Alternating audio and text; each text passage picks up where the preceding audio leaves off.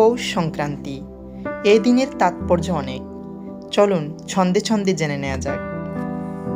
সূর্যের অবস্থানের জন্য মকর জুড়ল তার সাথে। বাঙালির ঘর ভরল পিঠায়, শস্যদানা মাছে ভাতে। কেউ কেউ বলে তিল সংক্রান্তি, পৌষের শেষ বলে কথা। পৌষ সংক্রান্তি সবাই চিনে, সব কাহিনীর একই সুতা।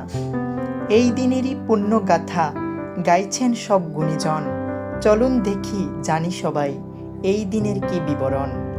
পৃথিবীর এক বছরে হয় দেবতাদের এক দিন রাত। পৌষ সংক্রান্তির পরের ভোরেই স্বর্গলোকের হয় প্রভাত। উত্তরায়ণ বলি তারে, জানা আছে সকলেরই। ৫৮ দিন প্রতীক্ষাটা বিশ্বদেবের এজন্যে। বিশ্বদেবের মহাপ্রয়াণ এ দিনেরই লগ্নেতে। উত্তরায়ণে রাখলে দেহ, গতি হয় ভাই স্বর্গেতে। ভগীরথ রাজার তপস্যায় মা গঙ্গা আসেন ধরায়। পূর্বপুরুষ উদ্ধার হল এই দিনেতেই মার ছোঁয়ায়। নন্দ যশোদার তপস্যার এই দিনেতেই হয় পত্তন।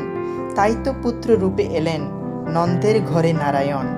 শ্রীকৃষ্ণ চৈতন্য প্রভু এই দিনেতেই নেন সন্ন্যাস। মৃত্যু হলে স্বর্গে যাবে এই দিনেরই পরের ৬ মাস। রাধা রাসবিহারী মন্দির এই দিনেতেই স্থাপিত হয়। প্রভুপাদ দ্বারা মুম্বাইতে এই দিন ভাই ভোলার নয়। তাই তো এমন মহান বলে এদিনকে মানি সবাই। আমন্ত্রণটা দিয়েই রেখো, না জানি কার বাড়িতে যাই। আসবে তুমি আমার বাড়ি, অন্তর থেকে এই ইচ্ছা। পৌষের এই ক্রান্তি লগ্নে রইল আমার শুভেচ্ছা।